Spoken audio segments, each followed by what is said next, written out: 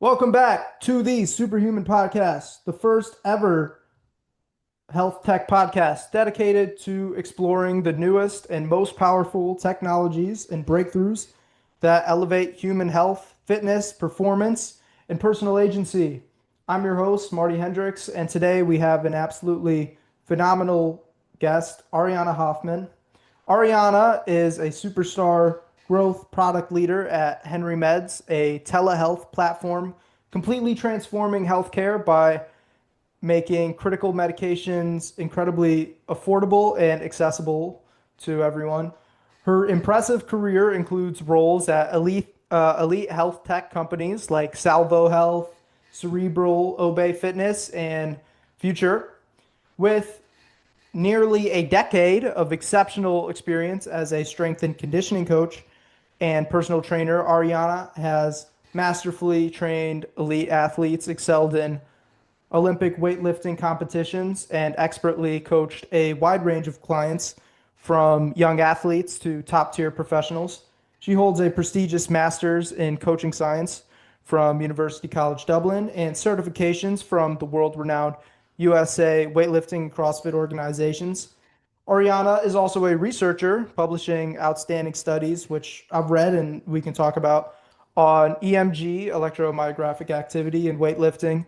And her powerful writing can be found on premier fitness platforms like Muscle and Strength and SimpliFaster. Her expertise is unmatched in bridging human performance and cutting edge tech. So it's an absolute honor to have you here, Ariana. Welcome to the very first health tech podcast, Superhuman. Is there anything I missed? That was very thorough. Thank you. I appreciate that introduction, and it's really nice to meet you, Marty. I'm excited to speak with you.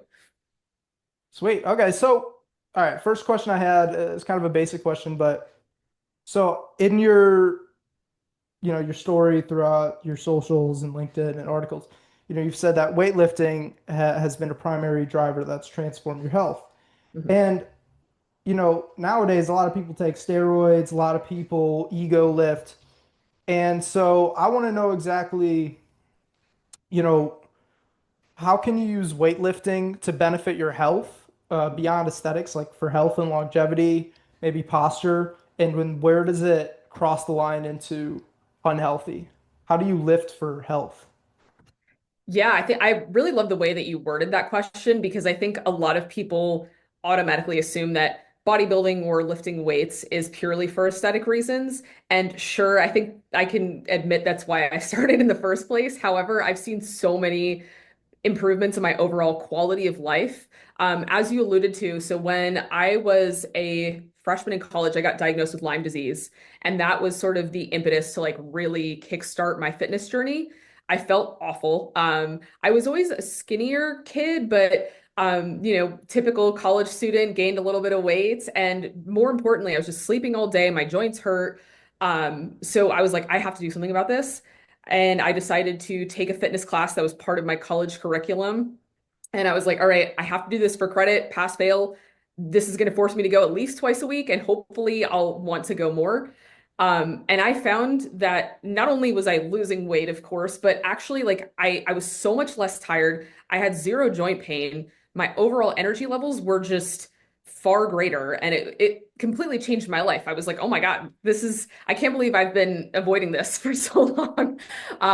So at that point, I was like, I need to help other people do this too, you know? And I think there's this unfortunate misconception about the fitness community that it's judgmental, that there's a lot of focus around aesthetics. And maybe in certain categories there are. However, there's so much research now to show that brain health, musculoskeletal health, like reduced risk of falling, all of that stuff is can be ameliorated by lifting weights. So people, for example, they get into really horrible car accidents, and you find if they have a decent base of muscle, they walk away from that completely fine because their muscles are pretty much protecting all their vital organs, their bones, their tendons, their ligaments, because they have the strength to support that.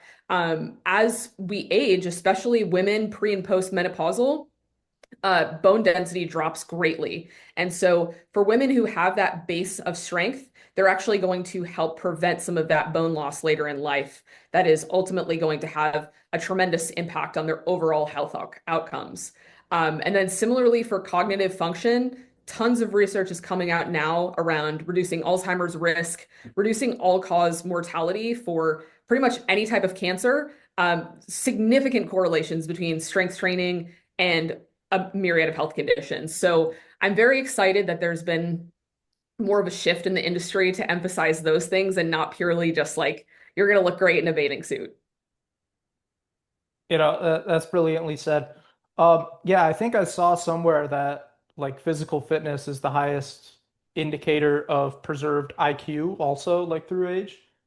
I mean, there's just more stuff like every day that like building muscle really helps. So that's really awesome that people know that because yeah, I mean it is kind of unfortunate. Weightlifting in pop culture to some people is like meatheads and steroids and kind of unhealthy. So a lot of people have an unhealthy connotation to it, which is kind of ironic. Yes.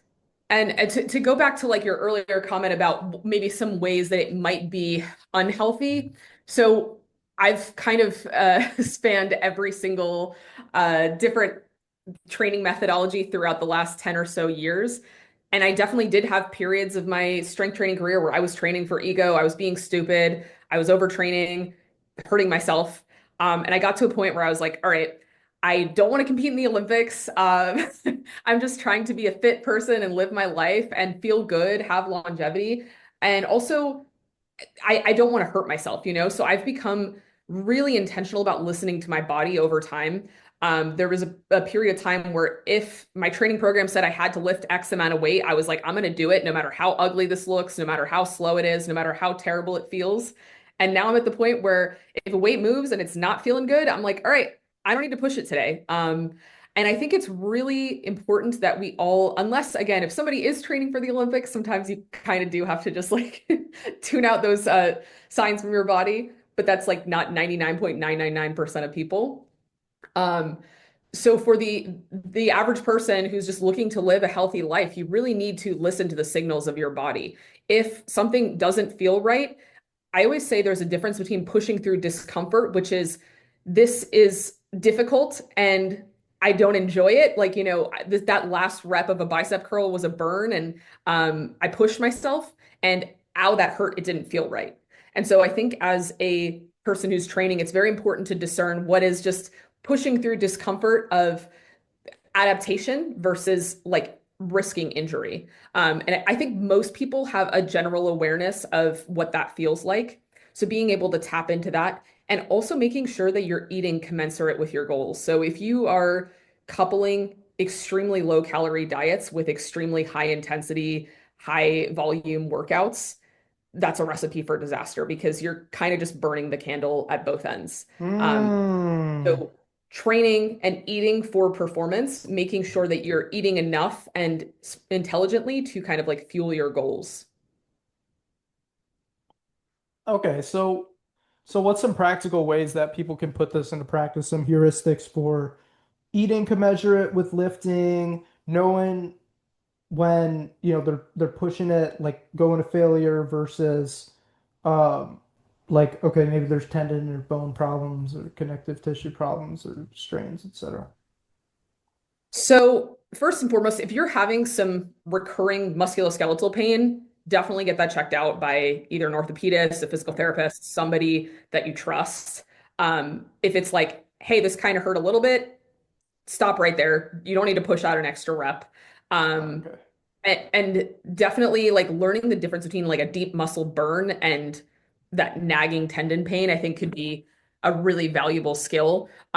At the point where your form is breaking down and you really notice that you're just getting the reps in at whatever cost, I think that's another good indicator that maybe the volume or the intensity is too great for your current physical state. So that's one way. And then in terms of eating, I always like to prioritize micronutrients. I think that is like so underrated. So Mm. micronutrients, that means your vitamins and minerals. A lot of people over-index on protein, carbs, fat, the macronutrients. Certainly still important to focus on, but you can eat junk calories, right? So you can eat a lot of like protein bars and hit your protein goal. Yeah. You're probably not going to be getting any fiber in your diet. You're probably not going to be getting any vitamin C, vitamin A, vitamin K, like all of those things that are just vital for overall bodily functions.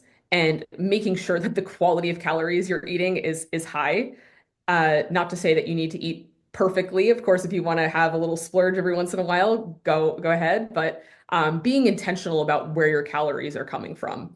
So additionally, like the typical recommendation is about 1 gram of protein per pound of body weight. That tends to be appropriate for most people. And then carbs often depends on like how active you are in general. So if you're doing a lot of aerobic exercise, typically you do want to eat a higher carbohydrate diet. For strength training athletes, usually you can get away with like a more moderate carb diet, but I tend to encourage people to try to eat at least moderate to high carbs when appropriate if they're very physically active. Mm. Yeah, how do you lift for posture? How do you get your posture right? I've been trying to get posture right. Is there any good tips there? Couple things. Number one, and this is actually one that a lot of people overlook, is your breathing. So you may notice that your breath has a huge correlation in the way you're sitting, standing, etc. So, for example, if you just watch me right now, I take a deep inhale.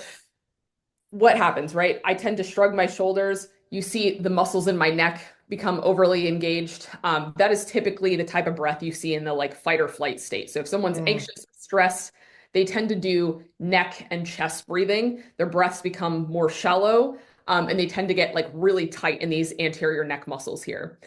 When the breath is relaxed and someone is more in the parasympathetic, which is the rest and digest state, that's when we see the shoulders come down, we see the diaphragm start to engage, and we see those slower, deeper breaths.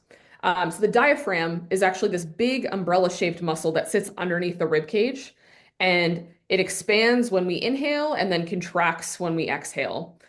A lot of people who have postural issues typically tend to stay in the kind of like expanded diaphragm stage. So if you were to just sit there and take a deep inhale through your diaphragm, you'll notice your ribs start to flare out and forward. And a lot of people just live in this posture. Now try to forcefully exhale.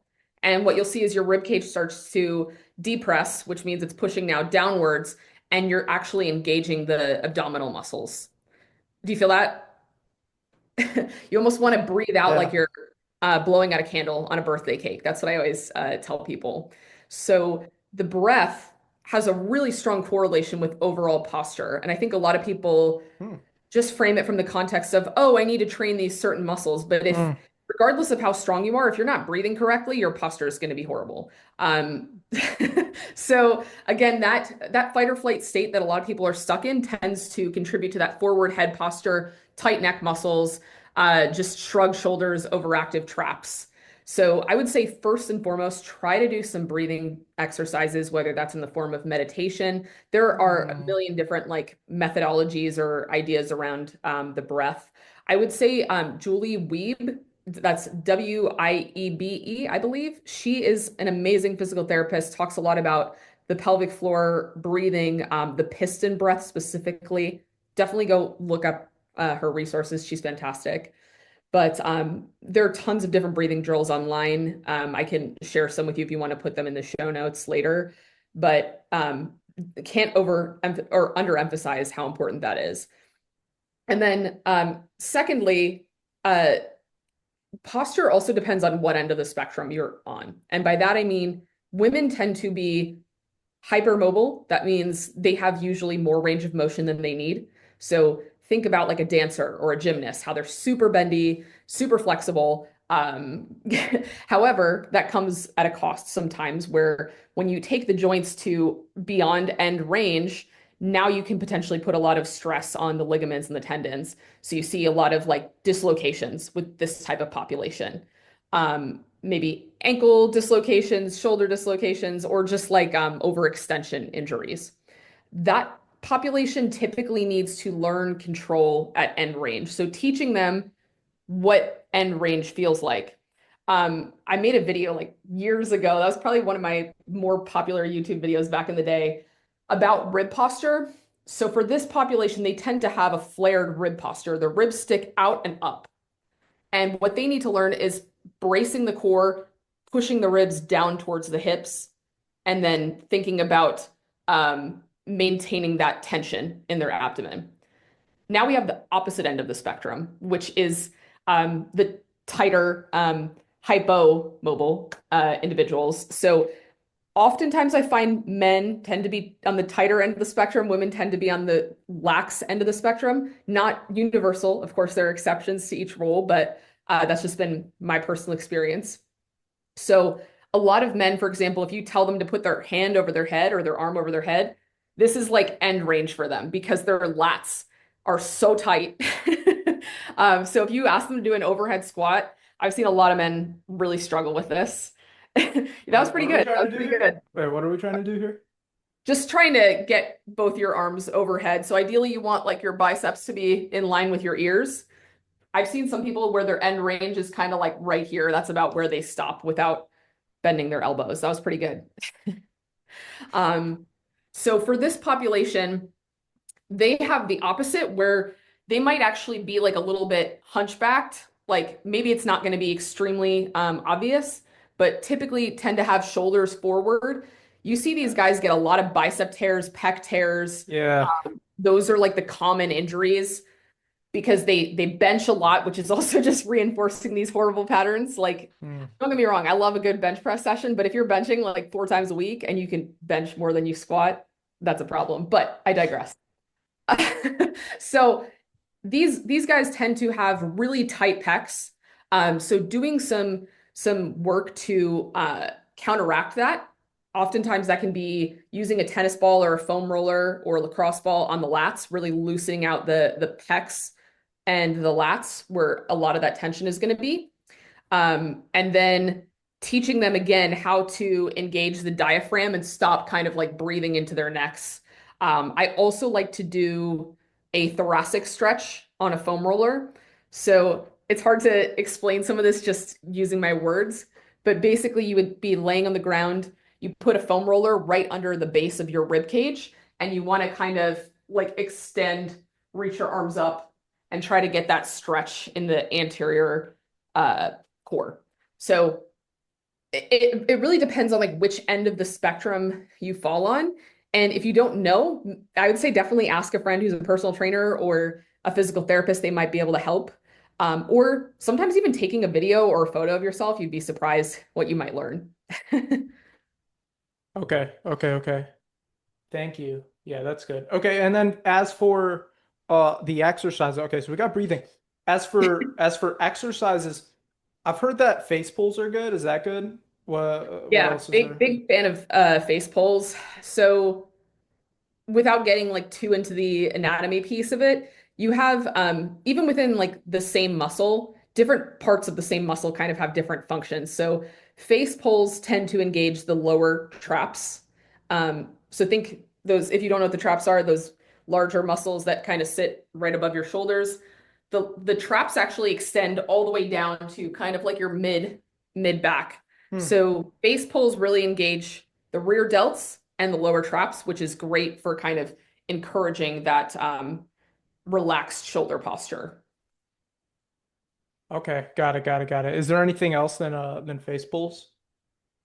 Um, Again, depends on the person. However, I actually think like Supermans are a great warm-up exercise Okay. for, and again, this really is more so for the person who's on the tight, less flexible end of the spectrum. For someone who's like a dancer, I wouldn't actually want to have them do Supermans because that's already a posture they're living in. Does that make sense?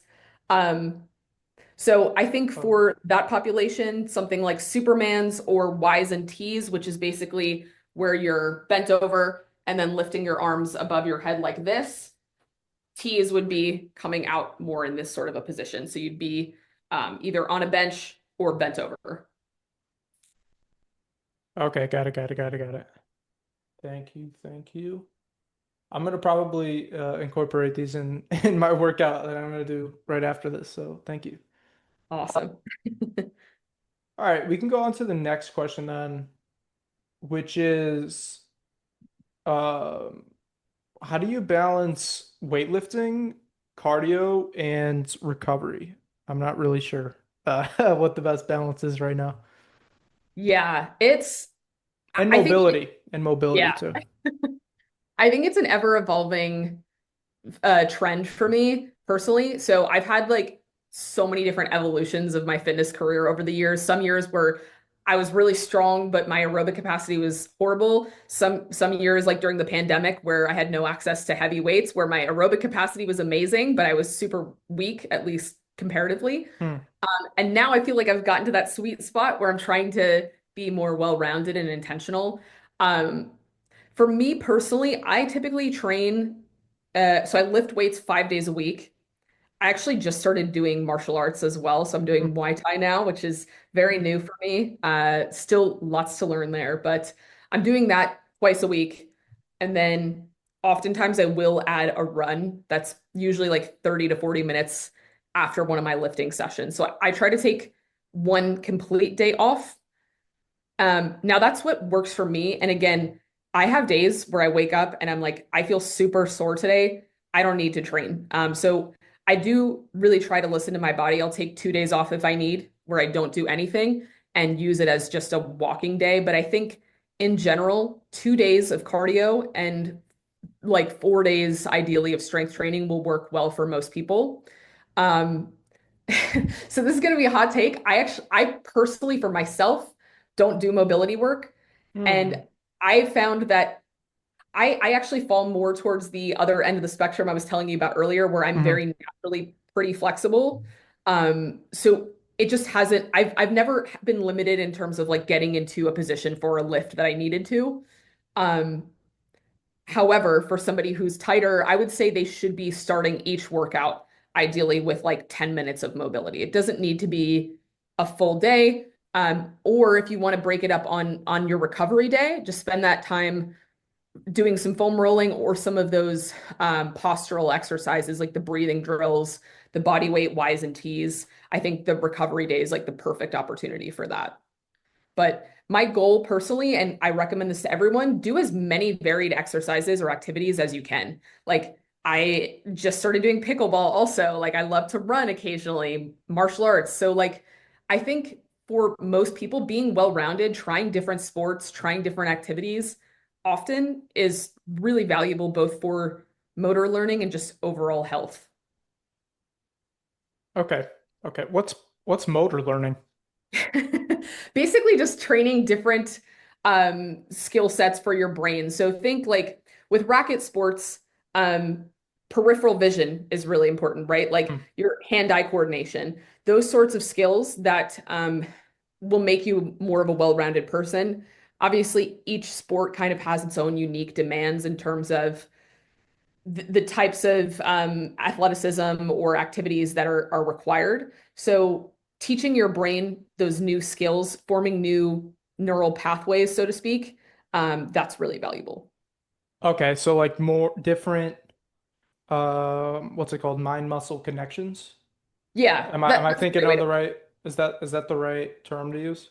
Yeah, yeah, you could definitely train it that way or phrase it that way. Excuse me. Okay. Okay. So, and how does that work? Is it like you do something enough times and then the circuit gets faster, almost like a thought, but connected to your peripheral nervous system? So basically, like if you were to take somebody who is new to exercise, let's say we have somebody who's, I don't know, 29, never worked out in their life, just starting exercise, they're actually going to make a lot of progress really quickly. Yeah. And Newbie gains is what it's called, right? yes, exactly. And exercise science 101 will teach us that that's most of that is neural connection. So your brain is forming these new neural pathways that previously were not built. So um, without like getting too deep into it, it's pretty much forming connections in different neurons within your brain to be able to like sequence certain movements. Does that make sense? So for me, Muay Thai, like I said, totally new to that. I have the movements in my brain, like the connections around lifting weights. Like I've done thousands of deadlifts in my life. I've done thousands of squats in my life. When it comes to like throwing punches and kicks, totally new. Those are like totally new pathways that are being built in my brain as we speak. So at times I feel a little bit uncoordinated because my brain is still kind of like making those connections in real time, trying to understand how I need to be moving my feet, with my punch, with my kick, rotating my body all at the same time, and building up those neural pathways. The more times you do something, the stronger those neural pathways become.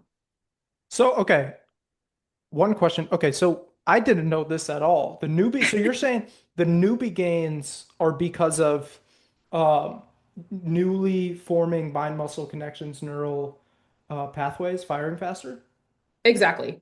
Well, so how does that translate into like more rapid gain in muscle Mhm. as opposed to the more mature lifters? So a couple things like when you're learning a new exercise or movement, you're kind of starting at a zero baseline, right? So doing even like one extra thing is going to provide massive benefit to your brain and body. And by that I mean like if you've when you're lifting heavy, you don't understand what like maximal effort feels like. So I've trained tons of clients where I give them a weight for squats and I watch them do 10 reps. I'm like, how did that feel? And they're like, pretty good. I'm like, great, that was super easy for you because I'm watching how they're moving, how they're going up and down with the weight. Because they don't understand what like maximal effort feels like versus if Yeah. you take a seasoned lifter who has truly pushed themselves to their physical and mental, emotional max, they know what failure feels like, what you get to the point of like complete muscular failure, your legs shake and you literally cannot move that weight at all. Hmm. Oftentimes newer lifters don't know what hard or challenging feels like. Hmm. So within reason, it's really important to get people once they learn these basic movements to understand what that perceived exertion feels like. So I think in the case of new lifters, oftentimes it's literally just training their brains on like recruiting all of your muscle fibers for a given exercise or recruiting a greater degree of your muscle fibers for a given exercise than they have before. Hmm. Okay. And that makes that like huge beginning to newbie gains leap. And then from there it's what? From there, obviously, then that's purely like muscular hypertrophy, just like the physical metabolic adaptations. And it's not to say that those still aren't happening in beginners, but it's just like the velocity is often due to the neuronal connections that are being made. Okay. Yeah. Hmm. Cool. All right. And then um I was also going to ask something else about that. Yeah, so it's like the same thing that like if I when I get better at calculus versus like when I throw a punch better, it's like the same thing going on in the mind, but also like Exactly. with the peripheral. Okay. And then does that mean like it is truly true that like when you get in a bad habit, like let's say you throw your punch the wrong way, that you train to do the wrong thing? So there is this expression that I've heard in a lot of neuroscience books that I've read in the past, which is neurons that fire together wire together. Yeah. So when you're drawing associations in your brain, that pathway becomes stronger and stronger and stronger and stronger every single time you repeat it. Yeah. And that's not to catastrophize and say like if you're doing something wrong now, you're doomed and like you're never going to be able to throw a punch correctly in your life. So I don't want anyone to be like, oh my God, like I'm doomed. But that is to say, the more you are forming a certain connection in your brain and repeating that and repeating that and repeating that, it becomes more challenging to break it and reverse it. And that connection again becomes very strong in your brain. So it does take work sometimes to kind of rewire that when you have people who are very used to doing things a certain way. So I think it's really important to focus on technique as early as possible in your lifting journey. Um, and in my opinion, why a lot of people get hurt is the compounded series of bad movements over years and years Mm. and years, not just like one discrete incident, like where maybe you throw a football incorrectly or maybe you do one bad deadlift. Rather, it's like compounded bad movement patterns over 5, 10, 20, 30 years. Yeah, I can see how that can have a really bad effect on people. Jeez. Well, that actually reminded me of AI because AI works a similar way. Weird bridge there, but okay, so AI. How do you think AI is gonna shape this industry of personalized fitness coaching, injury prevention, um, like 1 year, 5 years, 10 years, 20 years? Oh my gosh. It's there's definitely already been a lot of change around AI and fitness specifically. So one of the current trends I'm seeing, of course, is like AI coaching. People will use ChatGPT to write their workouts, or even there are several apps where their entire business model is having an AI personal trainer. The intention is, from what I've heard, typically to enable personal trainers to like help coach their clients more effectively and give people a baseline understanding of how to approach their workouts. I think that is going to become more and more common. Another trend I've seen a lot of, and I think will become more democratized and widespread, is using AI for form correction. So I've seen like lots of video based tools where, let's say you have your phone or your laptop and you do a squat and it's analyzing the joint angles of your squat and it's telling you if you have like knee valgus, if you're seeing a shift to one side or to the other. And if you're able to hit depth on your squat and then give real-time form corrections, that's also something that is becoming more and more pervasive. Um, and then with a lot of these AI trainers, I think the cool thing is they're actually able to give programmatic recommendations on how you should scale weight. So there are tools where based on your barbell velocity or dumbbell velocity, so that means typically there's an inverse correlation between force and acceleration, right? The heavier something is for you, the slower it's going to move, right? So if I am squatting my 1 rep max, it's going to move pretty slowly versus if I'm doing a warm up set, I can go bang them out.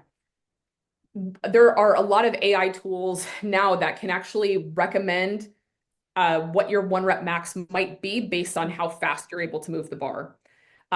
So those types of things I think are really cool. And I do think a lot of this is going to help with injury risk because there are tons of trends we've seen in terms of like joint mechanics and potential injury risk. Um, so I think a lot of that predictive analytics will become more widespread, especially for sports teams. Um, my hope is that we will see fewer things like ACL tears and those types of really common injuries in female athletes, especially Hmm. because we'll be able to have some sort of like predictive analytics around recovery, joint angles, power output, et cetera, on any given day. And then the coach can be able to make those recommendations of, oh, this particular athlete's strain is really high today. Maybe she doesn't need to be doing sprints in her training. Hmm. Um, so using AI to kind of give these recommendations, and then the coach ideally is still the one who's like making the final call, but with a more informed eye. Um, I do think so in terms of like more long-term trends, I think I would hope there would be more of an emphasis on painting the full picture together, right? So right now, I think nutrition, recovery, and fitness are still very fragmented in a lot of companies. You see companies that are purely hardware or software fitness apps. You see companies that are like nutrition trackers, where it's like, okay, you can count your calories and it's going to let you know like how much weight you can lose over time based on your caloric intake over that week. and then the wearable devices, which have, the recovery scores and the analytics from that. I think the future would look like an all-encompassing puzzle. And then on top of that, AI has played a huge role in self-quantification. So that means now we are tracking more metrics about ourselves than ever. We know how much we're sleeping. We know how many steps we took in a given day. We know what our current heart rate variability is. We know like how stressed we are. We can track everything, right? And I think these tools are going to become even smarter about predicting things before they happen. So much of our healthcare system and our um, current framework is like disaster recovery, if you will. Once somebody's already torn their ACL or already broken their hip, now we're going to help put them back together, right? We're going to get them in with a surgeon. I think the future in the next like 3 to 5 years is really going to nail down um, addressing these things ideally before they happen. So, for example, finding correlations between bone density, muscle mass, et cetera, and being able to tell somebody like, hey, you have a really high risk for breaking your hip and falling. We need to get you on a strength training program. So being able to hopefully start to mitigate some of those issues before they happen. One company I'm really interested in following right now is Function. They're focused on blood work. Been following them for a little bit now, and I know they're really trying to do lots of screenings for a myriad of different conditions like cancer in order to help people start to solve these problems before they get diagnosed as something that's late stage. So I can't wait to see what they're able to build over the next few years. Yeah, I mean, that stuff is like I'm really mad about Theranos. Do you know about Theranos? Oh yeah, I think most people in tech know about Theranos It's now. such an amazing, I think, idea and company, and that's why it raised so much money. I think people really wanted it to be true, and I'm really angry that that's kind of the face of a lot of home Well, testing because it's cool. apparently her husband's now trying to do the same thing. So I saw that. I saw we'll see what that. happens. We also, we have the companies like Ezra, which was just acquired by Function, actually, and Pernuvo, which are doing like the full body MRI scans. I Yes. think there are for sure some risks to those as well. However, I think like giving the patient more autonomy and knowledge about their own bodies, I think is Mm. overall a net positive. So I'm personally really excited to see what the future of diagnostics look like and giving power back to the individuals rather than just completely outsourcing that to their doctors. Yes, yes. And that's why, okay, so I've been really into Web3. I'm still an idiot. Uh, basically, I'm just your idiot like crypto bro. I don't know exactly how it works, but I'm a fan of it. But there's been some projects I'm looking into, like Kudis is this thing you might want to look into. I was just looking into it, and it's like you own all your health data that you track, and you own it as like a digital asset, which works through the blockchain and encryption and whatnot. Hmm. And then through that, then you could sell it for people doing research. And it's cool. It's cool. It's like supposed to give the power back to, like you said, give the power back to the consumer through Web3. So that might be something you might want to look into. I'm at the moment really interested in it. Okay, so that's cool. I'm also working on like you said, with the videos and tracking injuries before they start. I'm working out a project with some buddies from my school in Stanford that's doing exactly that. So that's making me very optimistic. So that's Amazing. awesome. Okay, why do you say why you mentioned we wanna we wanna track like injuries before they happen in sports for girls specifically? Why girls? Is it a lag in the data? Do we not have the data yet? Is it they're more injury prone? So I for was certain curious on things, that point. off the top of my head, if I remember correctly, I believe women are something like 7 times more likely to get an ACL tear. Holy cow. Please fact check me because I could be off, but it is, if it's not 7 times, it is significantly greater ACL tear risk than men. There are a lot of Goodness. different theories about this. I don't think any of them have been like completely validated or proven. So I wouldn't say are more at risk for all injuries necessarily. I think there's just a lack of research for female athletes in general that I think is starting to improve. So this is a side note, but I do hope that there will be more studies like that are just on women's health, not just taking data on male athletes and then extrapolating that to female athletes, which is oftentimes what happened. Um, Mm. so yeah, I think that the ACL one is common. Concussions would love to see like more preventative tools to predict like concussion risk. And again, that's not just in women, in men too. Um, yeah. Yes, because okay, because that set off something in my mind where I was like, because I thought it was like you said, like we do so much for the male athletes, and Mhm. because sports, they're kind of like the modern day gladiators, right? It's like it's entertainment at the end of the day. That's what is the end value of sports, I think, right? And Right. also you could say recreation for the people involved in it, but at the professional levels, like the big money, I think it's entertainment. And Yeah. we're doing all these crazy studies to like make the best gladiators, like these sports scientists. And it's so awesome. But my whole thing, and I'm a little bit of a stickler. I'm like, how do we take this? How do we turn the regular person into that superhuman, you know? And then when Hmm. you were talking about like woman and the lack of maybe data, I was like, oh, I didn't even think of that. Like we're probably mostly training we're probably mostly getting all this data and doing all these tests on men because that's where the big bucks are in professional sports, the Yeah, NFL, NBA, whatnot. for sure. I've been excited though, because I do feel like women's sports are finally starting to gain more attention. People are like, oh my God, women are actually athletic. Who would have thought? Like, That who's Caitlin Clark? I'd see her face everywhere. She's she's always awesome. And everywhere. even, I mean, like Simone Biles, Katie Oh Ledecky, yeah. absolutely legendary athletes. So I think like in my opinion, the most recent Olympics in Paris was like the girls' Olympics. Like that's just, Hmm. I'm biased, of course, but I feel like the women really had like all eyes on them in a way that I've never personally seen before. So I'm excited to see that just become hopefully more and more popular. And I know women's health, women's tech is also becoming increasingly profitable just in the health tech space. So Yeah. But okay, I don't mean to take this away from women, turn it towards men. no, I just please. got into watching male gymnastics. I didn't even know it existed, really. I know they had it in my high school, but I didn't know they did it like big. Male gymnast. I didn't know this was a thing. Those guys are crazy. Have you seen their biceps? Oh yeah, Do you know absolutely. about male gymnastics? It's insane.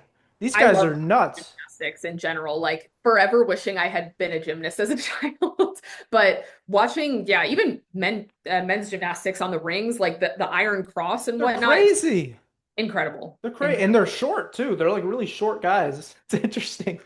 I Yeah. watched this like short guy from Japan. He's like 4'10". He's doing all this crazy. He's like it's like something from what's that guy? Like something from a Tom Cruise movie, but in real life. It was Yeah, nuts. These guys that's are awesome. crazy. Something to look into to the viewers, male gymnastics and women's gymnastics, obviously, but I feel like everyone already knows Yes. about that. Yeah. Okay, so health technology.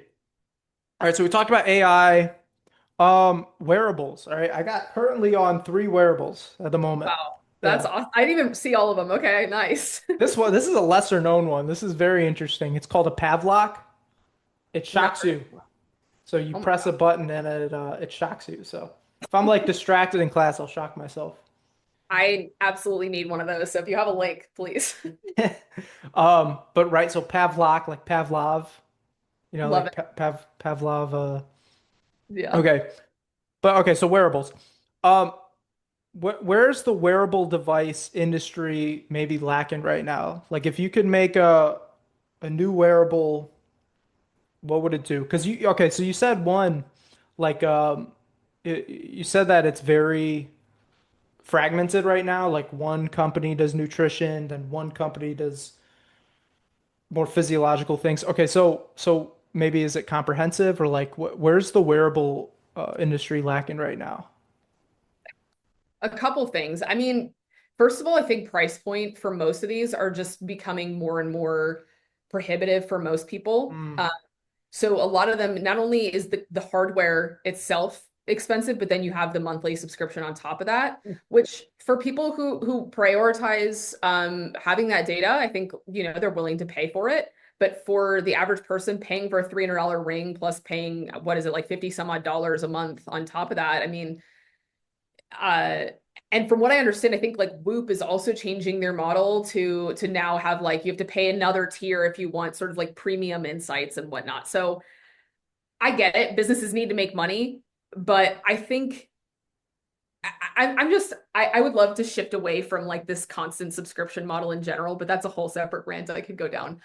So I think one is making some of these devices more accessible for the masses.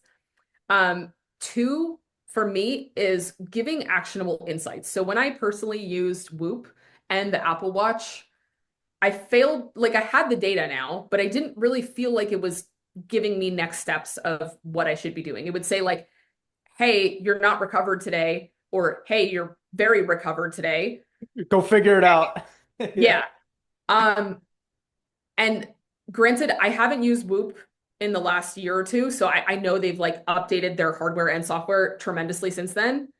At that time, I didn't think it was actually very helpful for strength athletes. I think it's very helpful for endurance athletes. So for people who are running, biking, swimming, etc., it can very accurately predict your strain score. But there were times, for example, I would do a 10-minute warm up on the bike at a very low rate, and then proceed to do a very heavy leg day where I like destroyed my legs, and it was like, oh, your strain score on the bike for those 10 minutes was higher than your leg workout. And I'm like, that's absolutely not Yep. true. Yeah, yeah, yeah. So And my it's the same thing. They can't tell the difference. right. So I'm like, just because my heart rate isn't as elevated as it might have been on that run or bike or whatever, doesn't mean that's not correlating to like muscular fatigue. So I think there's still a lot of room for discovery for strength athletes or just recreational weightlifters, right? On how they can have those actionable insights. Because for me, one day I would wake up feeling like garbage and it said like, your recovery score is great, you're good to go. And I was like, I don't feel good to go at all. And then the reverse, right? Where I'd have like a horrible recovery score and still somehow go ahead and have a great workout. So I think there's still, in my opinion, some work to be done on like the actionable piece of those insights. Um, and look, there's like the psychological component too, right? When you have an athlete who sees on a screen that they slept like garbage, of course that's going to affect their performance because there's not only like the physiological element of it, but the psychological aspect to it of I personally like when I know that I slept badly and then I see that represented again on a screen in an app, that like sends me into a spiral, right? I'm like, I know I only got 4 hours last night. I tried, okay? Like it wasn't intentional. Um, so I think finding ways to deliver this data in a way that is like productive and has the end user in mind, not just like, here's a bunch of data, do with it what you will, you're on your own. Like, who is the person wearing this device? Right. And I don't think any company has actually like thought about the end user.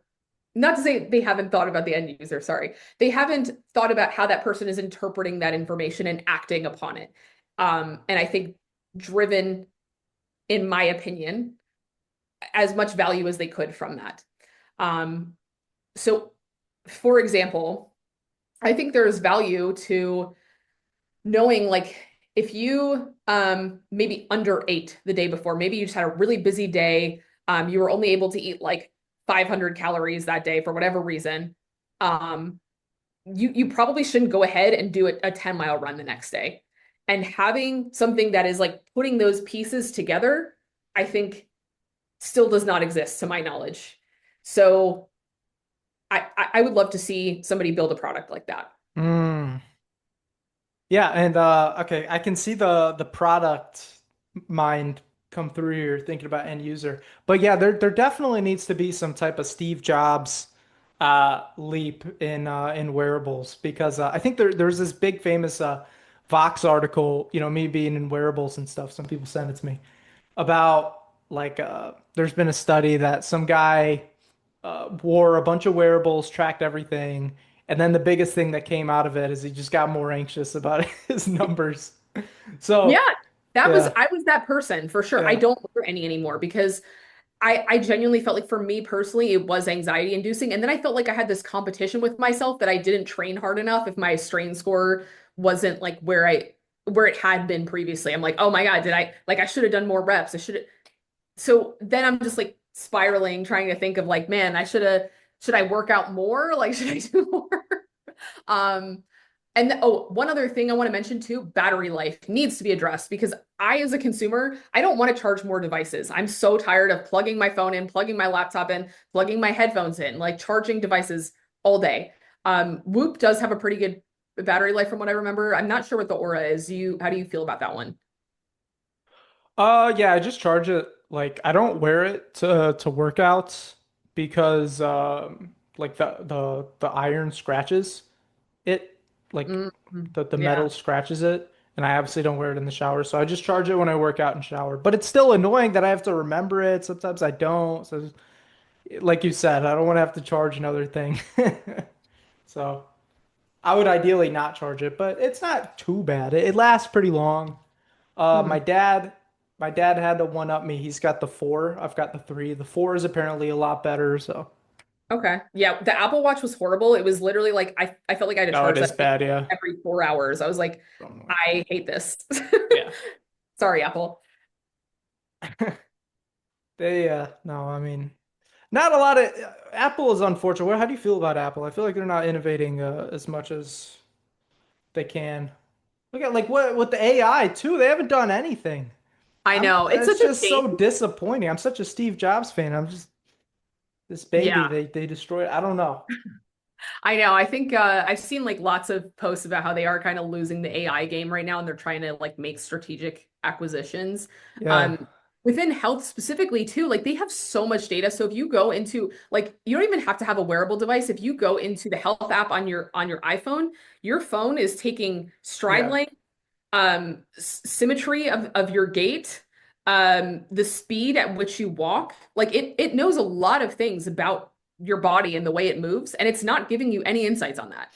It'll say something like, if you have an asymmetrical gait, it could be indicative of neurological diseases or something like that. But that's all I've seen. And I'm like, you guys have all this data, like do something with it. Give people some meaning here. Um, maybe like how they can improve their fitness levels just from some of these biometrics alone. I don't know. I think there's just more they could be leveraging from all of the data that they collect. Yeah, and then the audacity, like there was some big paper. I saw it over LinkedIn. Some Apple employees made some paper called AI, like AI can't reason. Oh, AI is not as good as you thought. Oh, we'll never get to AGI. Like I'm not gonna act like I read it, but but At least you're honest. but if that came from OpenAI, then I would be like, okay, maybe. But Apple's doing nothing. It's like cope, you know? Yeah, I know it is it's disappointing. Apple and Meta, I think. I know they're acquiring scale, Yeah, so yeah, yeah. Meta acquiring scale. That they look like they always have something interesting under like under the hood, but then I use llama, then I'm like, all right. I think I like made a post on TikTok about this the other day. I was like, does anybody actually use llama? Like, I just want to know if there's like a single Exactly. who's like Exactly. gotten some sort of utility out of it. I don't know. It's bizarre, and I'm kind of like personally just anti-metaverse. So I think I want less screen time, not more. I don't want a screen glued to Some my some eyeballs. big ol' yeah. That's what a lot of people are saying. That's the obvious. Balaji Srinivasan, one of my favorite like Silicon Valley guys, he said like that's the most obvious next step in tech is AR. Yeah, Not necessarily VR, like not like MetaQuest, but like maybe some little glasses or like like the Ray-Bans that he's doing too. contacts. Yes, yeah, I think I saw those. But like things that are a little bit seamless but can alter like what you see and then you can have like Yeah. I loved stuff how show up in your frame. Apple had theirs for like a month and then they were like, yeah, we're killing this. Yeah, what? why? It was awesome. I had a buddy who had one of those. He let me use it. It was the best thing ever. I don't know. I mean, I think Apple should have, hopefully they're doing more with the Vision Yeah. later. Even at that price point, I mean, I think it's still cool. You know? Yeah. I think what made me laugh though was seeing the videos of people using it on the New York City subways. I'm like, people are Yeah. rip that off your head and run away with it, right? Like Yeah. this is New York. Yeah. Yeah. Oh, No, yeah. Yeah, San Jose was even worse. Almost every yeah, when that came out, there's random guys in San Jose on like skateboards wearing it, just like walking through the street. It's like some type of cyberpunk reality. It's very interesting. oh my gosh. Very interesting place in the world, San Jose. Yeah, I'll say. Yeah. Okay. So yeah, Apple's got all this data. They're not doing much with it. It's unfortunate. Uh, where's Llama? Okay. Um, when people talk about health data privacy, Mhm. like what are the major concerns there? I wanted to ask you about that being a product manager, right? So you care about the user at the end of it, um, maybe more so than just the technologist. And like, so what do people even want in terms of data privacy when it comes to like health data? Like, because me, I don't feel like I really care where my data goes, but maybe I should. Like, is insurance? I don't know. Like, what are the concerns that people should know about? It's interesting because I think there are so many companies, as you've seen, that have had pretty egregious data privacy leaks. Like 23andMe is one such example. Obviously, that's not like just within the healthcare space, but it is, like people's genetic data is on the dark web somewhere. And so I think now people are becoming like less trusting of these types of brands. And I don't blame them. I think, you know, having worked at telehealth companies, obviously that has always been my main focus as a product manager is maintaining the safety of PII, personal identifying information, and PHI, personal health information.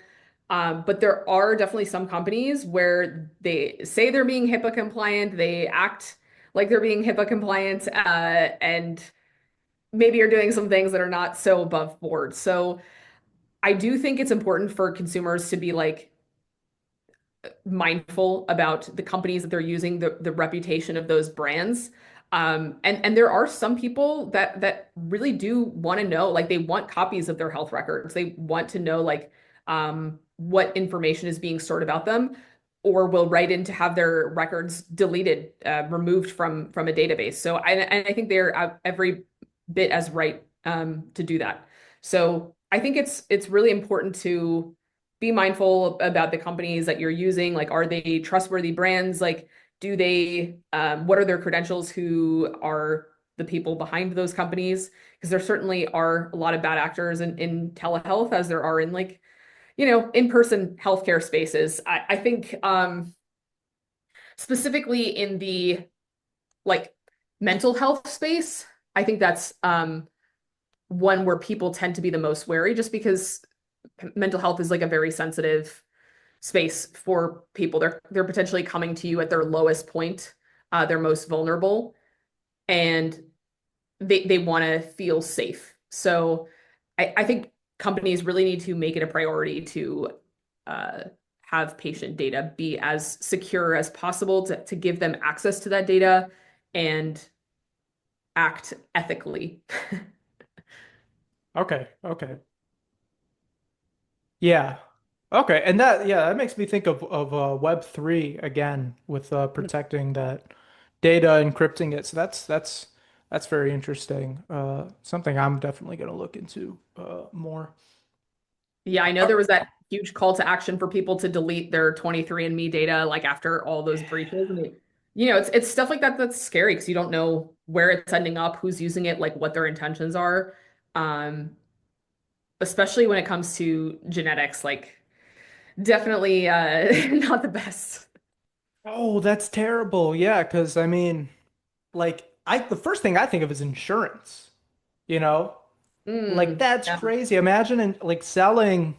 Yeah, imagine selling someone's uh like data that might indicate like a disease or something to an insurance company or a bank with what are those things called? It's like where um there's like things where they're basically betting on you like dying sooner and it's Oh, like a like an actuary or an something. actual yeah, exactly, yeah. And yeah, that can be very bad. Yeah, absolutely. Definitely a risk. And I look, I don't think like companies, most times I like to believe that people have good intentions.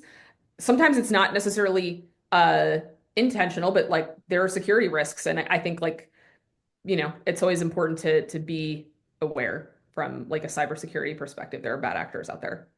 But Yeah. not to like concern people, just make sure you're being mindful about the companies you trust. Yeah, no, big time. Okay, so all right, so we're touching on a lot of like user stuff. Let's get into product management. I'm gonna be a little selfish here. I want to ask about product management because I'm looking to be a health tech product manager just like you. Awesome. Um, and I'm sure there's other listeners. Long run game is entrepreneurship for me. I think you're also into entrepreneurship, right? So we can talk through that lens, which is also good. But yeah, could you briefly it says briefly in the question. It doesn't have to be brief. Sorry. Could you describe your typical day as a health tech product manager for anyone who would want to know what that's like?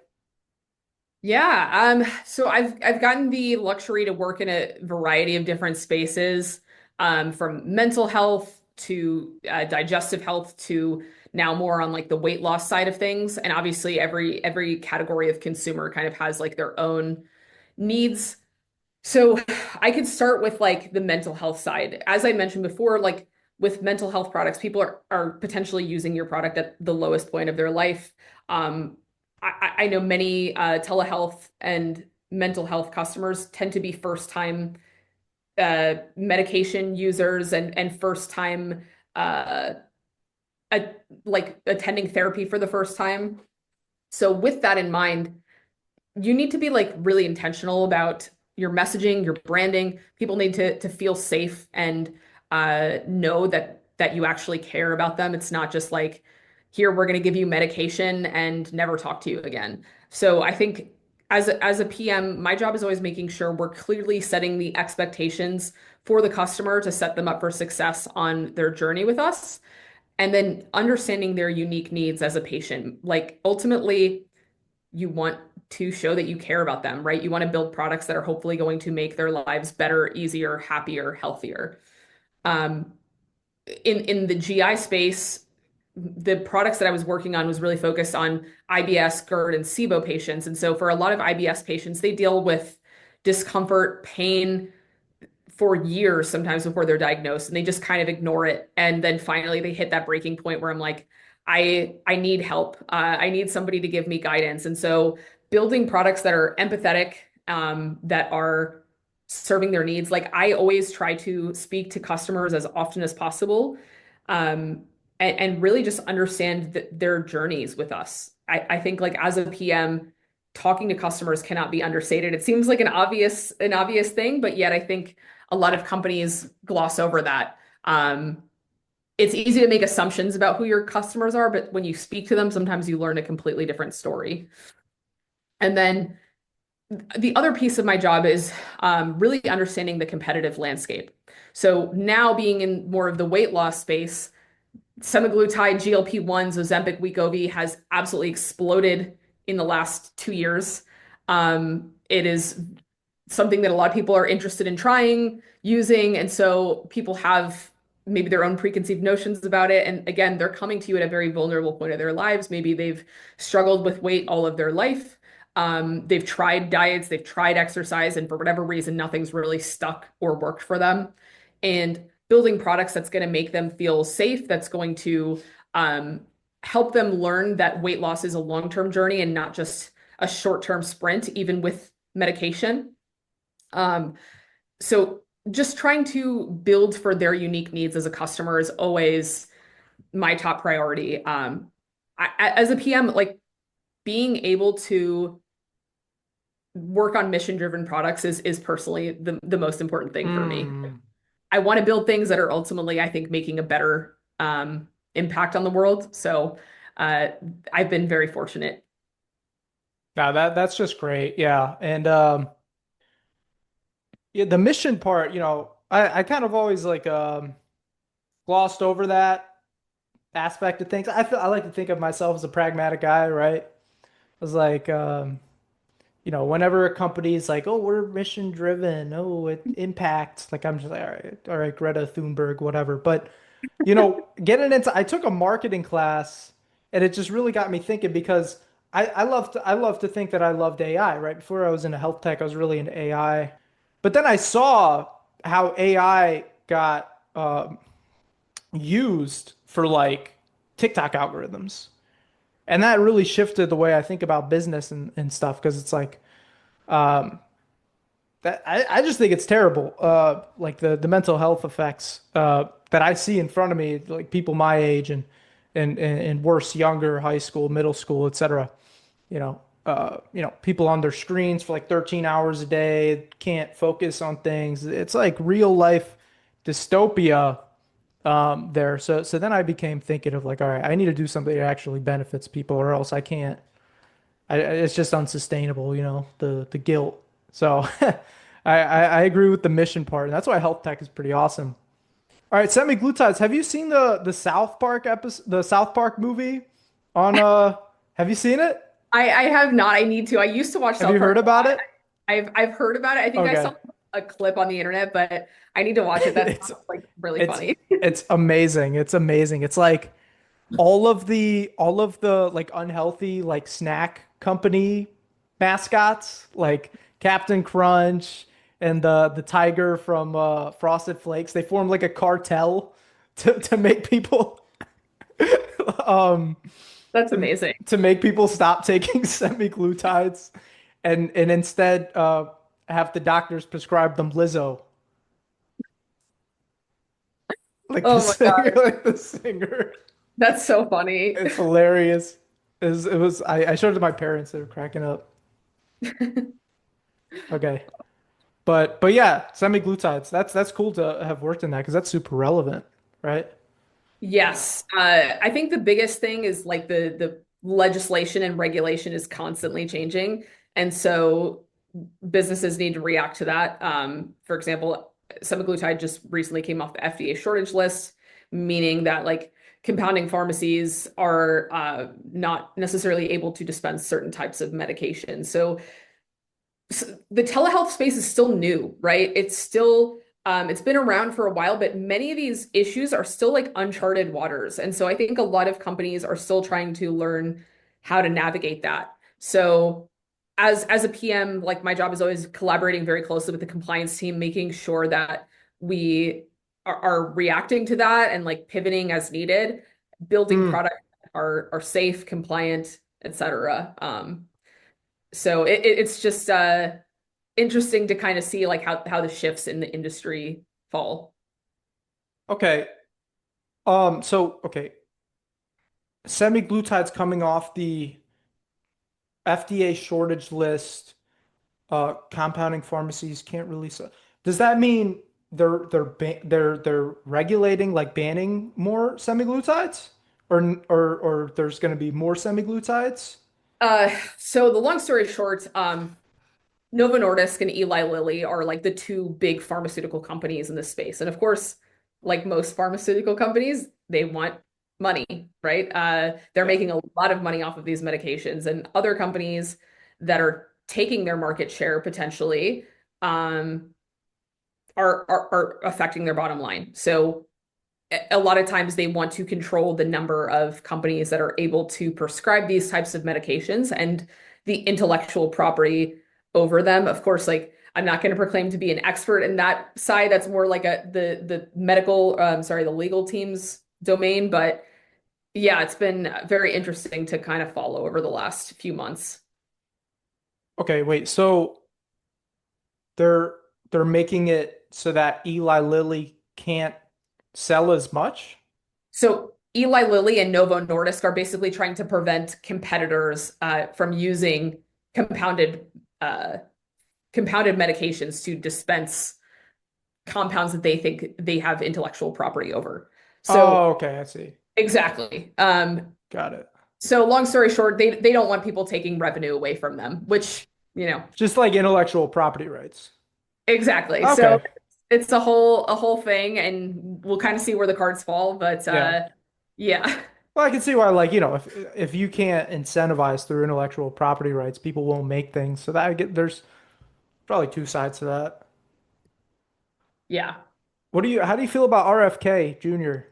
Because there was all this stuff like going into the presidency. Oh my goodness, he's gonna make everyone healthy. And to be honest, I just it was so cool because all the political campaign money was going into making all these spectacles and stuff, and it was all fun. Now it's the boring actual term, and Yes. and no one actually cares about convincing you anything. So nothing's fun anymore with political campaigns. But what's the boring stuff actually happening beneath the scenes there? What's RFK Jr. actually doing? Do you know? So trying to like keep political opinions aside, basically, I have some conflicting opinions about it. I think like yes, I understand that some of these big food companies, these like soft drink companies are quite frankly creating products that are killing us, that are making us obese and unhealthy. Um, that being said, I think a lot of the rhetoric around his campaign has been approached from like an unscientific lens. And Hmm. so I think that part worries me a lot. Specifically the narrative around vaccinations and kind of like fear mongering there that does concern me. So I personally think that we need people who have better credentialing to be in that kind of a role, who are practicing physicians, who are scientists and have more awareness of the literature and aren't just going to fearmonger and potentially promote a rhetoric that could hurt people. Yeah. No, it seems like this like a positive feedback loop whenever like people are like, okay, yeah, all good. But yeah, it seems like a positive feedback loop when like people are like, "Oh no, he's not a real scientist. He doesn't know." And then the people who support him, like the people of 4chan or whatever, are like, "That's the institution. Wow, look at they're Yeah, using Harvard right. credentials to stop it, and vaccines cause autism or whatever." Yeah, I, look at I it and was like, I was curious, like, do these vaccines cause autism? How in the world would that even work? So I looked into it. It doesn't look like they do, but yeah, yeah, I think a lot of that funny. is like false conclusions and look like are there bad actors in the food space? Absolutely. Are there bad actors in the pharmaceutical space? Absolutely. But there are also a reason why regulatory bodies are in place, because we do need oversight into certain things, like, for example, the safety of the milk that we drink. There are foodborne illness outbreaks all the time, Listeria, E. coli, that type of thing. So there are governmental organizations that are actively on a daily, monthly, weekly basis, like looking to prevent those things and make food, water, etc., safe for consumers, for people. All right. Okay, I think it's about time to end.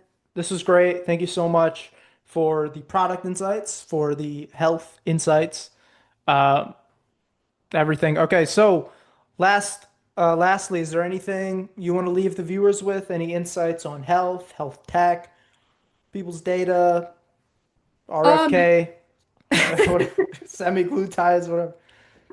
I think one thing I would say is be your own guinea pig for certain things, right? Hmm. Test out what works for you, what doesn't, because what works for some influencer on TikTok might not be the thing that works best for you. I have kind of tested and tried out everything on myself in the last 10 plus years, like within reason.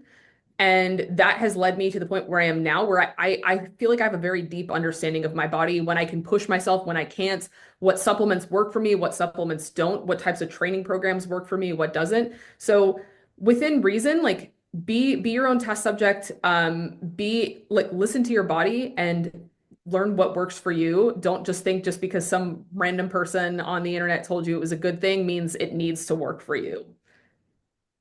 Amazing. All right, Ariana, thank you so much for coming on the Superhuman Podcast.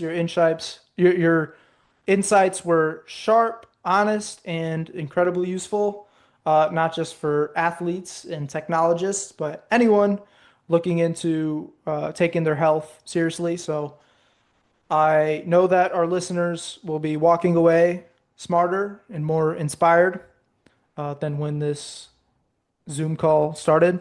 So until next time, stay superhuman. Peace. Thank you so much, Marty.